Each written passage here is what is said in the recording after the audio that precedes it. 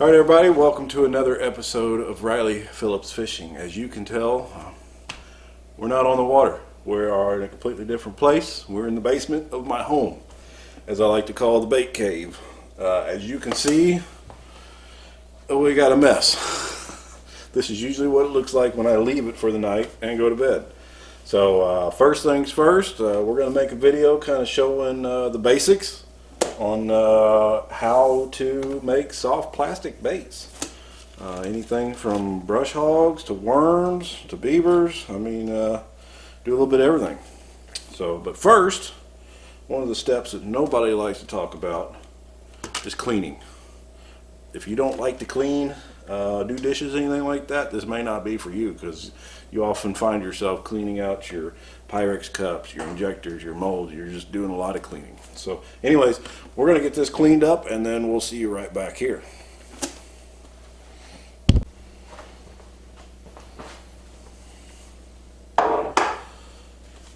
All right, so just a quick little run through of the basics on what you need to get started to make soft plastic baits.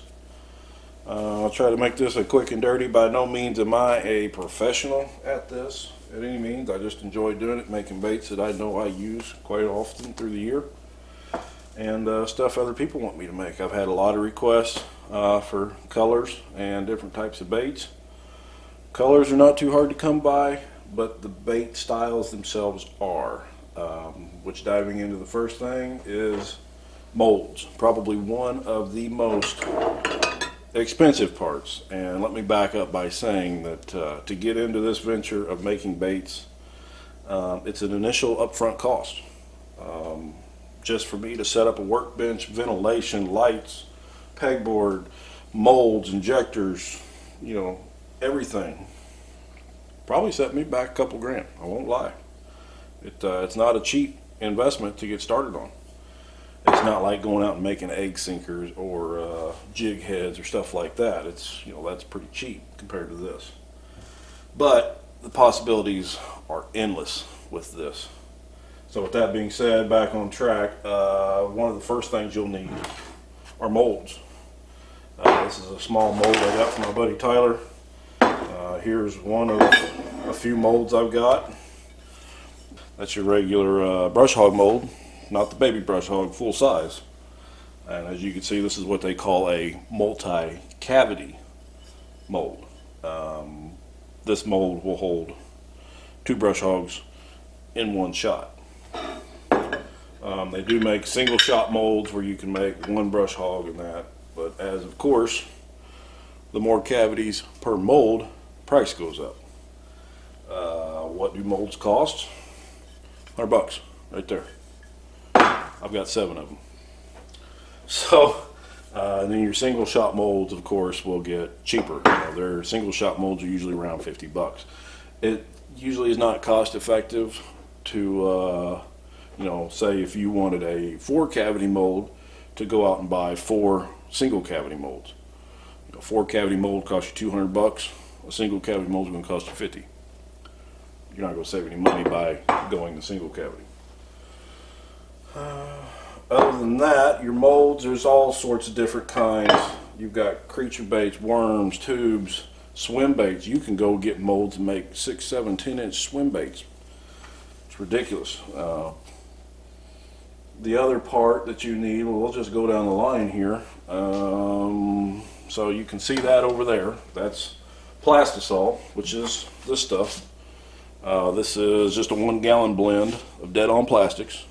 These guys make really good Plastisol. This right here, for a 1 gallon, I'm not going to give you a price because I don't remember. But this is probably your second most expensive item as far as bait making, because you are constantly needing some. What you can't see over here off to my side is I've got 2 5-gallon containers now, because I bought 2 of these 1 gallon jugs, which I highly recommend if you're going to start off doing this. Just get 1 gallon at a time. This is a swim bait, jerk bait mold, or blend. They make different blends. This is a worm, this one's out. Really good stuff. So they've got two types of labels. They've got what they call a black label, which is this, and a white label, which I don't have. But the difference is the black label sinks. It makes the bait heavy. The white label floats. So if you're trying to get a shaky head worm or something like that you want to stand straight up, get the floating blend. It's going to stand up every time. So that's that. There's a lot of different companies. Dead On Plastic's been pretty good. But one thing with your plastics is you need to make sure that you stir it every time you pour it. So that's plastics. I'm probably going to forget something, but oh well. The other thing, and the sky's the limit on this, is your glitter. Okay, this is just some that I just literally took out of the package. Show you some of the great glitter that can be used for swim baits, stuff like that. I don't know how well the camera will pick this up, but that's holographic glitter. So, you know, it just gives it a real different color hue, like those shads do. You know, they got multiple colors to them. Another thing is, don't hug your glitter. Usually I often go upstairs looking like a stripper, so the girlfriend loves it. So you got glitters, all sorts of different sizes. As a note, you've got the three common sizes are 0.015, you've got a 0.035 is normal, but that's a 0.04, and then a 0.062 or 65. They even make a 0.008, real fine stuff. Here's the 0.015, as you can see from before. That's a little of that goes a long ways. This right here will last me years, probably. You don't use much. The other thing, injectors, glitter. All right, let's get into some colors. I use mostly LureWorks colorant. It just comes in bottles, different size bottles, whatever you want. This is an 1 pint bottle. This will last forever. I mean, between your color and your glitter, you know, this was $3, $4. I don't remember quite exactly. I have yet to use hardly any. It goes a long ways. This stuff, you know, with June bug color, I use a lot. I've shot probably 300 baits, and I've only used that much. It's ridiculous how far this stuff goes. These are probably two of your cheapest items you will ever have to buy. When I first looked into it, I couldn't believe that there's $2, there's $5, you know, another $3. It's not very expensive on that end. Like I said, your plastic and your molds will be your most expensive endeavor. Another thing, as you can see laying here, is Pyrex cups. Any sort of microwavable safe measuring cups. All right, this is your lifeblood. This is how you measure your color, mostly to your plastisol, and get your mixtures right, which we'll do here in just a minute. These are just fine as well. They're Walmart brand, but just as long as they say microwavable safe. One of the last items is what you see here, a big ass syringe. It's what they call an injector. They make these in dual injectors, which I've got up top.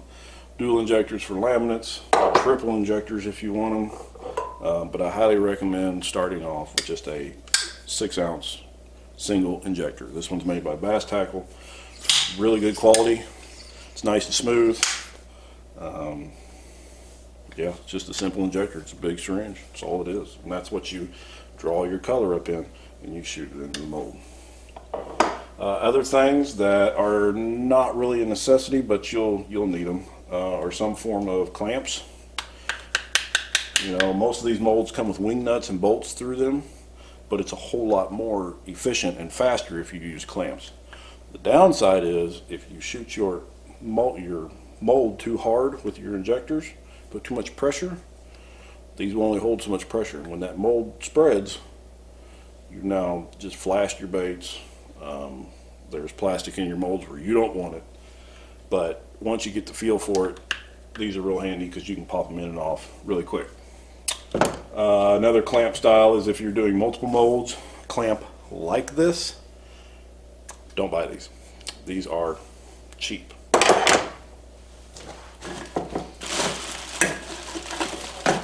Because here's the reason why. They break. You can only put so much force on it and the handle will literally break off.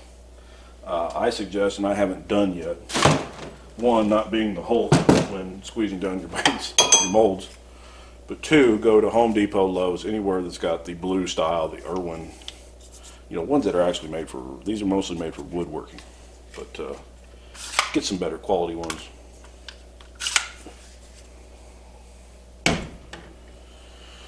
Lastly, if you're going to do bulk stuff, these are a couple, just, I think they are at Walmart.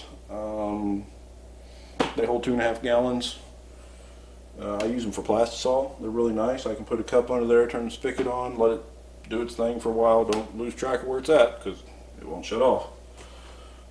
But instead of trying to dip out of those 2.5 gallon jugs all the time, put it in here, and once again, every time before you put it from here into your measuring cup, shake it up, because that plastisol will settle out and you will see 2 different layers of colors of white in your container.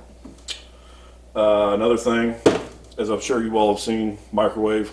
El Cheapo works just fine. This was $30 at Walmart.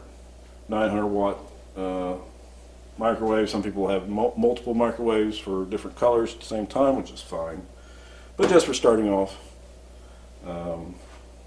microwave.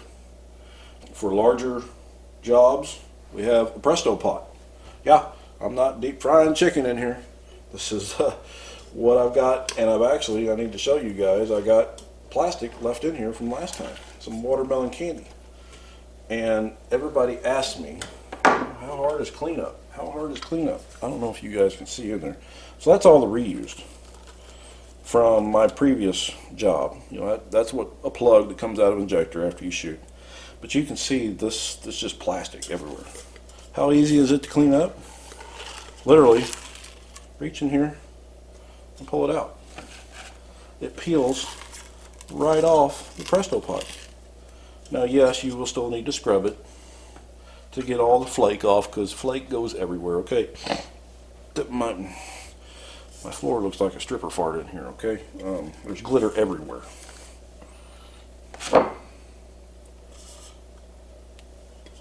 But yeah, I mean, that's the bulk of the plastic. It just comes right out. It all sticks together. But I'll still need to go in here, scrub it with some Dawn dish soap. Okay, that's another thing you're going to need is buy Dawn dish soap. A lot of it, because you're cleaning your cups, your injectors. You're not really cleaning your molds. You're constantly cleaning stuff. Because you don't want, if you're shooting a green pumpkin, you don't want there to get emerald green flake from the previous shot, previous batch, into there. So, a lot of cleaning. So that's Presto pot. You know, anything over 4 quarts, I usually will put in there the really nice thing of the Presto pot, and this is what people don't talk about much, versus the microwave. Yes, you can use a microwave with this. Put it in there and warm it up. Okay.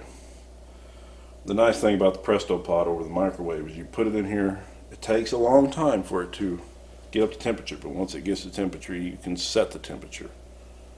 And that's it. You check it every once in a while, make sure it doesn't get too hot. You could go upstairs and have dinner and come back down. It's still the same temperature. So if you're doing multiple baits, lots of shots, you're trying to make a lot of materials at once, Presto pot's the way to go. Stirring utensils, you know, for the Presto pot, you don't want to be using butter knives on that non-stick. That's bad. It doesn't like it. What else am I forgetting? Paper towels. I do have a vacuum chamber. Okay, I use it a little bit on the big stuff. It is a necessity if you are looking for consistency in your baits. If you're just making stuff for yourself and you don't really, care if it's got an air pocket in it here or there, it's okay. But if you're looking to try to sell baits or, quality, you will need to use a vacuum chamber on your Plastisol before you put it in your molds. And I'll go over that in a later video. All right, so the one thing people don't talk about a lot about, and that is since I am doing this in my house, you don't want to breathe this stuff in. It's pretty toxic. I have breathed it in before on accident, just mishaps. But once it gets up to temperature in this Presto pot, or when it comes out of the microwave, it's not bad until you get it up to temperature, shooting temperature. I'm talking 320 degrees or above. It will make fumes. It is toxic. You don't want to breathe it. I'm not telling you it's going to knock the wind out of you, but you can smell it. So one thing you need is either a respirator system and good ventilation. Since I'm in the house, you need good ventilation.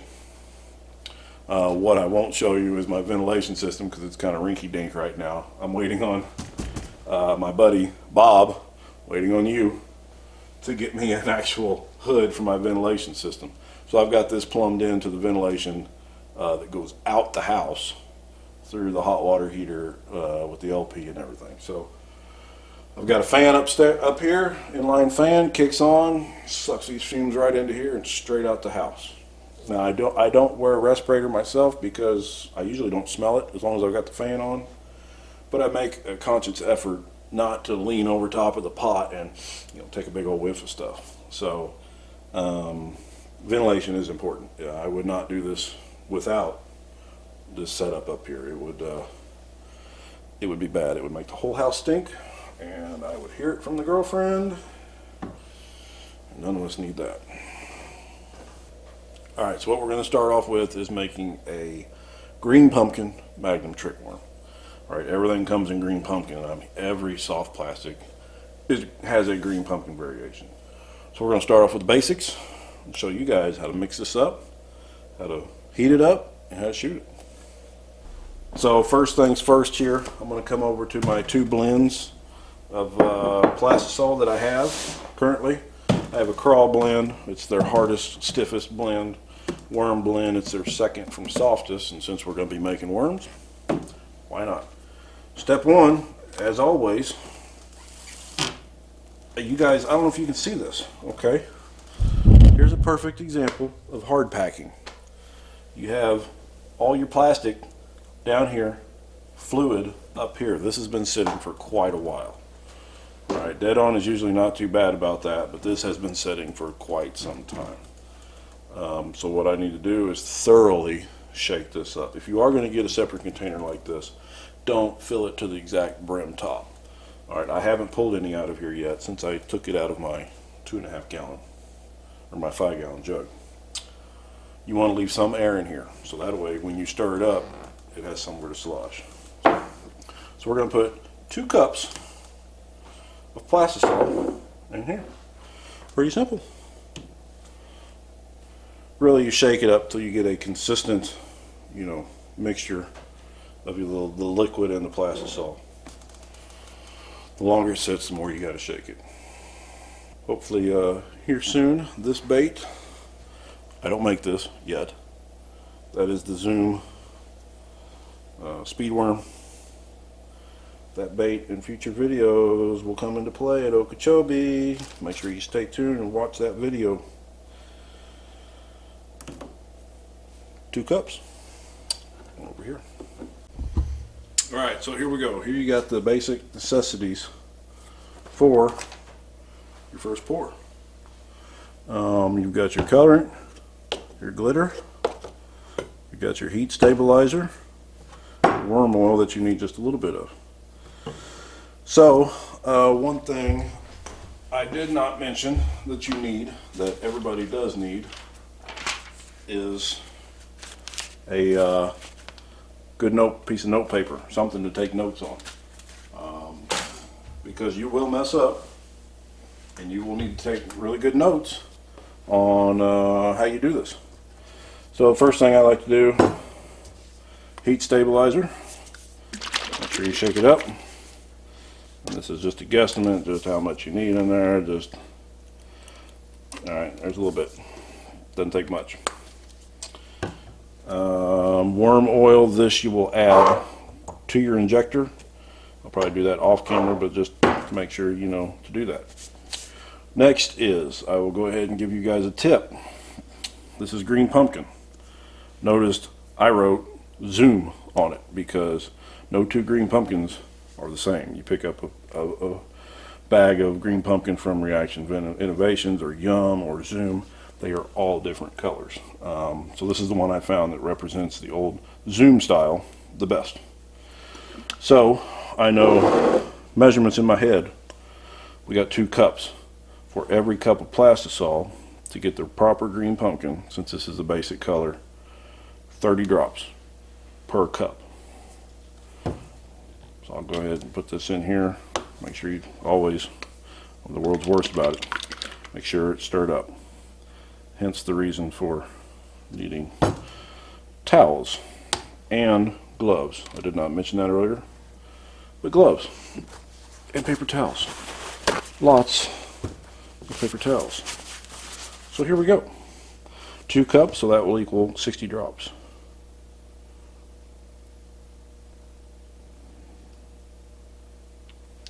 Alright, that should be around 60 drops. I'll go ahead and put the lid back on this. Over here. Stir that up. Make sure your knife is good and clean, which this one is not. Be right back. Make sure your utensils are nice and clean. We're going to just stir that up. Now your colors, and this is where trial and error comes in. Just because this looks more like a milky brown, the white pigment from the Plastisol, if you just heated Plastisol by itself, it would literally turn clear. So your colors will look a little whiter than normal. Once you heat it up, it will turn to the darker brown. So there you go, that's kind of a dark brown, more of a green pumpkin, but like I said, when you heat it up, it will change colors. Made a mess. I can already see little air bubbles in there, just from stirring it. So now, once again, another thing that I forgot to mention is measuring cups. Once again, through trial and error, the green pumpkin will take a 0.015 and a 0.035 black flake. No large flake in the green pumpkin. Alright, we're going to put in 1/4 teaspoon per cup, so 2 cups. 1, 2, and make sure you try to get that little mixer or that little measuring spoon clean before you dip it into your next batch of glitter, because they will mix. And the same goes for this. 2 scoops of the 035. Now I could have just used the ½ teaspoon, but you know, we're trying to stretch this video out. That's what all good YouTubers do, right? Alright, there's that. Now we're just going to stir that in, and this time put it in the microwave. So there's your glitter. It doesn't look the right color, but I promise you here, once we pop this out of the microwave, it will come out looking real good. Alright, so I'm bad at giving advice on what you need to get at first.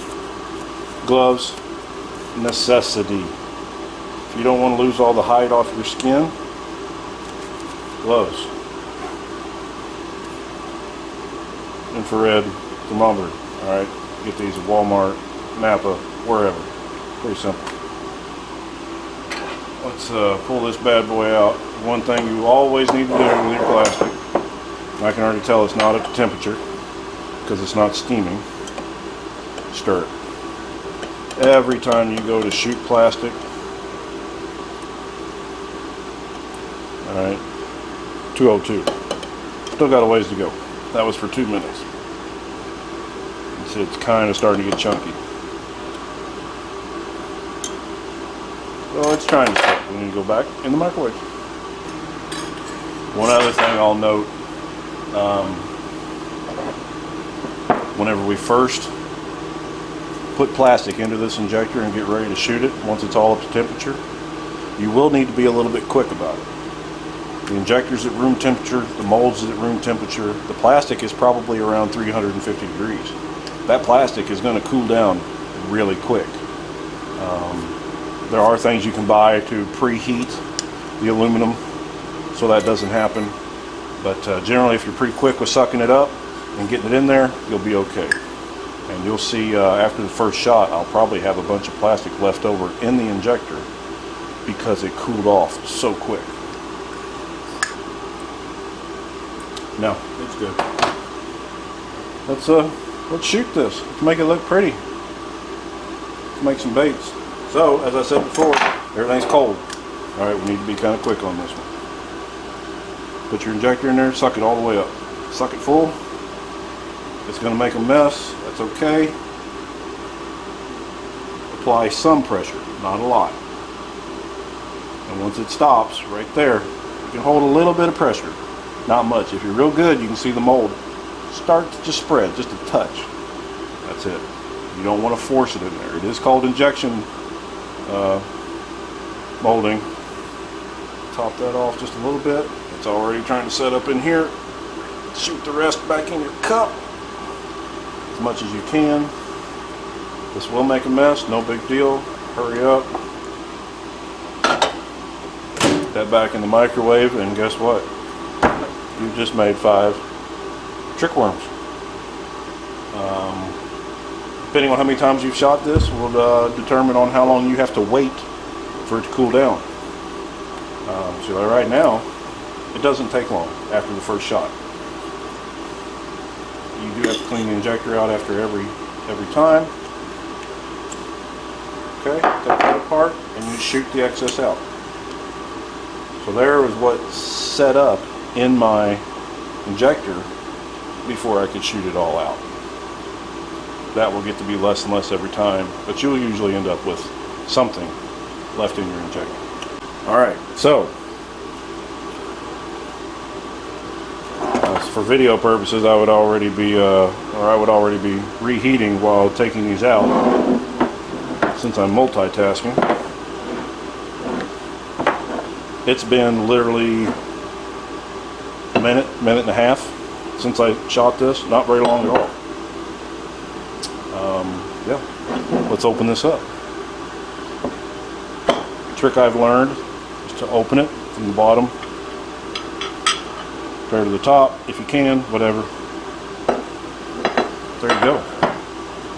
I know it's kind of hard to see with bad lighting, but there is your Magnum worms. So this is a big debate on what you do after this step. Some people will take them and lay them in a tub of water. Alright, that's used, so pay no attention. Cold water to help shock them, cool them off real quick, so they will start to do their process of curing out. Okay, you can't just take these baits straight out of the mold, put a hook on them, go fish with them. You could, but the likelihood of them ripping off your hook on your first cast is going to happen. Typically, what I like to do, hopefully this doesn't hurt the camera too much, you will see these baits, same exact baits, hanging from pegboard. That is usually what I will do with my baits. Those baits I typically let hang at a minimum of 24 hours. If you were to take these straight into out of here, rip them off the sprue and stick them in a bag for storage, you know, if this bait lays crooked like this for 24 hours, when you pull it out of the bag, it's going to stay like that. It's no good. So I like to hang them up because they are always hanging nice and true. Just like that. And that's it. let them stay there for a day or two, or come back in a week when I finally get off work, and they're ready. So what do you do now? Well, normally I would have my plastic warming back up already to where we are ready for another shot. So I hope this helped you guys out if you're getting into this or thinking about getting into it. You know, it's nothing too tough. I figured it out, so anybody can figure it out. Just damned old redneck.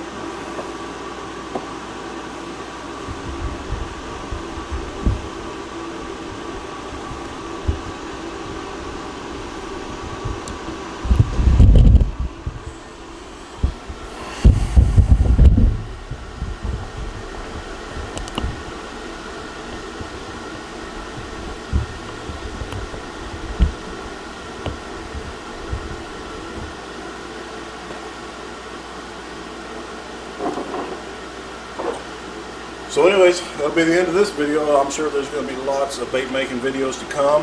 This is just a basic tutorial or introduction on what it's like to shoot baits. I'm sure we'll shoot different molds, different colors, different applications, all sorts of different stuff. Possibilities are endless. So with that, I'm going to let you guys go, and hopefully this might inspire you to do a little DIY yourself. Have a good one.